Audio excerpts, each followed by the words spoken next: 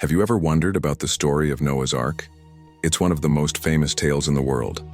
A massive flood, a giant boat filled with every kind of animal, and one family chosen to survive and restart humanity. It's a powerful story of faith, destruction, and renewal. But beyond the Sunday school lessons and colorful picture books lies a deep and fascinating history, full of debate, scientific inquiry, and profound questions. Today we're going to dive deep into the story of Noah, exploring not just the tale itself, but the controversies and interpretations that have surrounded it for centuries. Is it a literal account of a global catastrophe, or a powerful allegory with a timeless message? Let's set sail on this journey together and find out. Let's start with the story as told in the book of Genesis. According to the text, humanity had become corrupt and wicked, and God, filled with regret, decided to cleanse the earth with a great flood. But there was one righteous man, Noah. God instructed Noah to build an enormous vessel, an ark, giving him precise dimensions, 300 cubits long, 50 cubits wide, and 30 cubits high. If we convert that, we're talking about a ship roughly 450 feet long, 75 feet wide, and 45 feet tall. That's about 1.5 football fields long. It was a monumental undertaking. God then commanded Noah to bring his family, his wife, his 3 sons, and their wives, aboard the ark. He was also to gather 2 of every kind of animal, male and female, to preserve life on earth. Once they were all safely inside, the floodgates of the heavens opened, and the springs of the great deep burst forth. It rained for 40 days and 40 nights, and the waters covered the entire planet, even the highest mountains. For 150 days the water prevailed, until finally it began to recede. The ark came to rest on the mountains of Ararat. After sending out a raven and a dove to check for dry land, Noah and his family finally emerged, stepping out into a clean, new world. As a sign of his promise never to flood the entire earth again, God set a rainbow in the clouds. It's a dramatic and epic story that has captured imaginations for millennia. But as you can imagine, a story of this magnitude brings up some big questions. One of the biggest debates is whether the flood was a global event, covering the entire planet, or a massive but localized flood in the Mesopotamian region. Those who believe in a global flood point to the literal text of Genesis, which says the waters covered all the high mountains under the whole heaven. They also cite flood myths from hundreds of cultures around the world, from the ancient Greeks to Native American tribes, as evidence of a collective memory of a worldwide cataclysm. These stories often share common elements with Noah's: a divine warning, a chosen few who survive in a boat, and the eventual repopulation of the earth. On the other hand, many scientists and theologians argue for a local flood theory. Geologically, there is little mainstream evidence to support a single, global flood that occurred just a few thousand years ago. A flood of that scale would have left a distinct layer of sediment all over the planet, which we just don't find.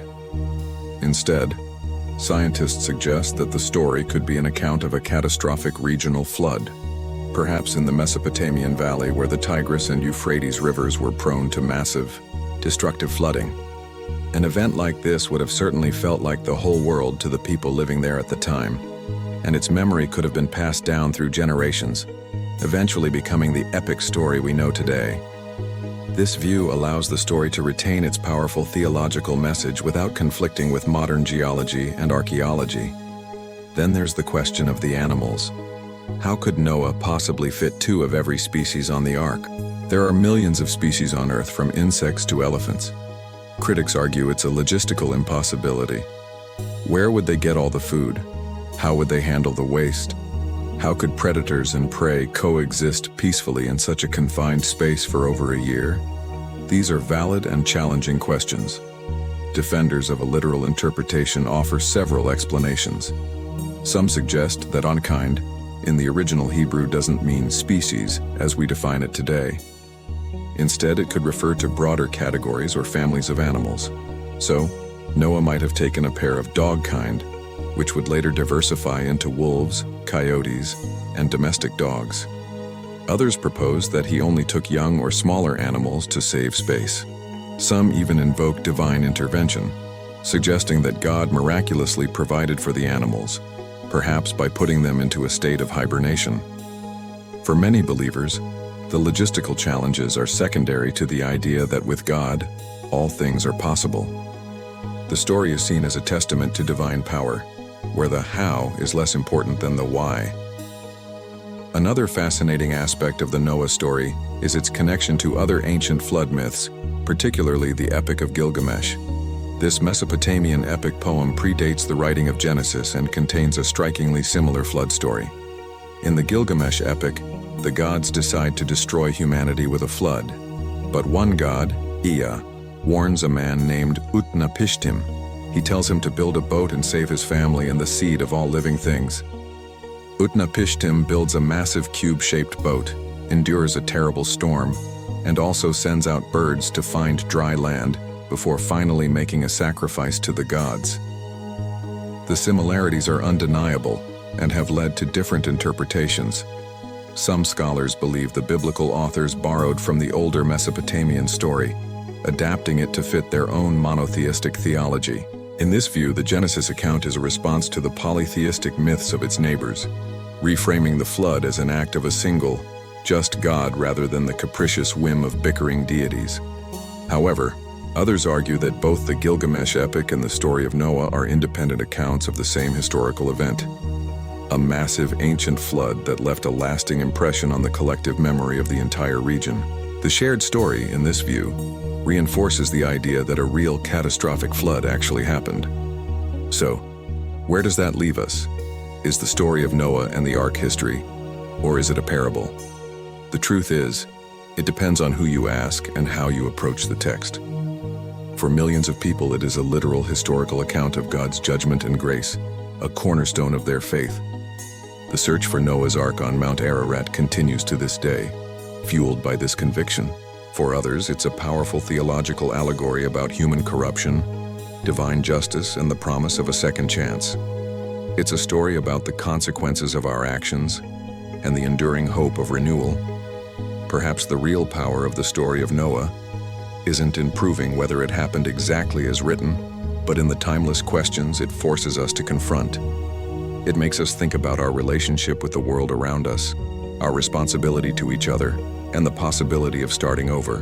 Whether you see it as literal history, a profound myth, or something in between, the story of Noah's Ark has sailed through the ages, weathering storms of controversy and skepticism, and it continues to inspire, challenge, and captivate us today. It reminds us that even after the most devastating storm, there is always the promise of a rainbow. Thank you so much for joining me on this deep dive. What are your thoughts on the story of Noah?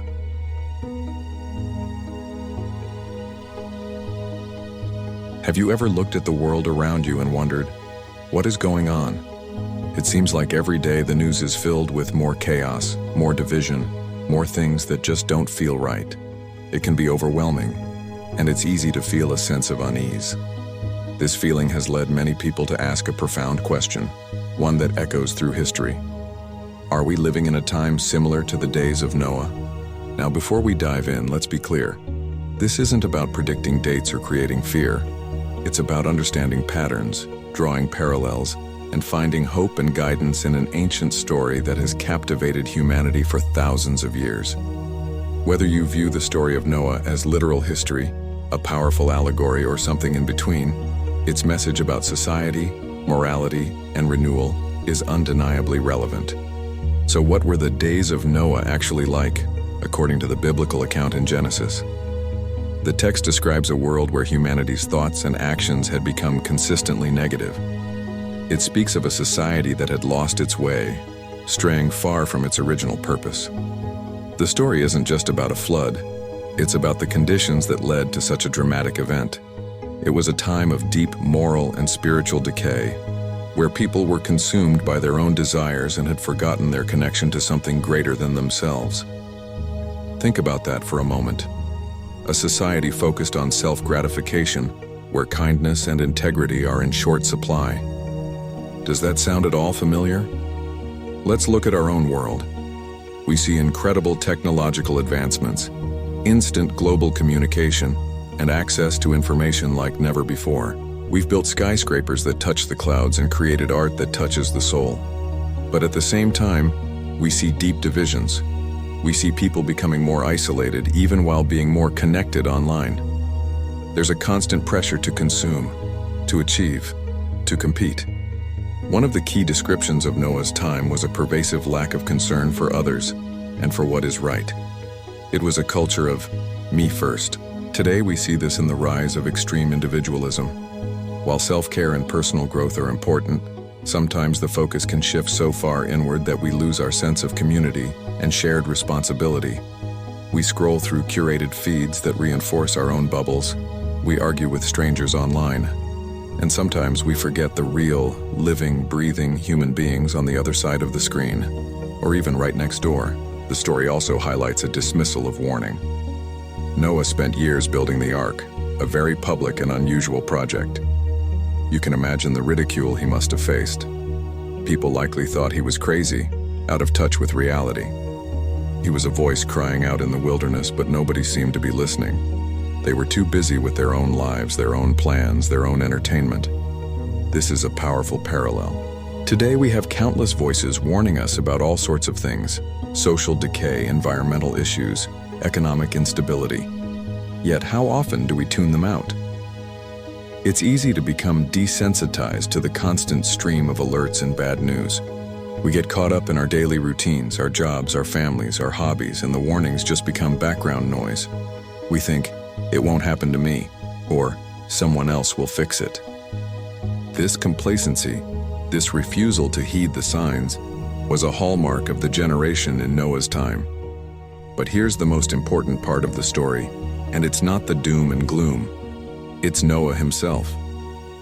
In the midst of all this chaos and negativity, the Bible describes Noah as a righteous man, blameless among the people of his time, and he walked faithfully with God.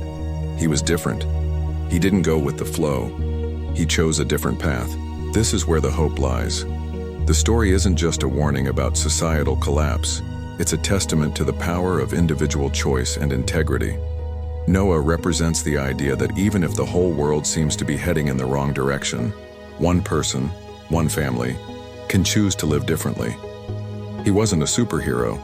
He was an ordinary person who made an extraordinary choice to hold on to his values when it was most difficult. So when we ask, are we living in the days of Noah? Maybe the better question is, how can we be like Noah in our own days? How can we be a force for good, for stability, for kindness in a world that often feels like it's spinning out of control? It starts with small conscious choices. It's about choosing integrity when no one is watching. It's about showing compassion to someone you disagree with. It's about being a source of peace in your family, your workplace, and your community. It's about building your own ark. This ark isn't made of gopher wood. It's built from character, faith, and love. It is the sanctuary you create for yourself and your loved ones through your actions and your principles. It's what keeps you grounded and safe, not from a physical flood, but from the flood of negativity, cynicism, and despair that can so easily sweep us away. Think about the resilience it took for Noah to keep building day after day, despite the mockery. That's the kind of resilience we need today. The resilience to stay positive when surrounded by negativity. The resilience to be kind when others are not. The resilience to hold on to hope when many have given up. The story of Noah is a timeless reminder that societal trends do not have to define our personal journey. We have the power to choose our response. We can get swept up in the current, or we can decide to build something that lasts, something that protects what is most precious: our integrity, our relationships, and our hope for a better future.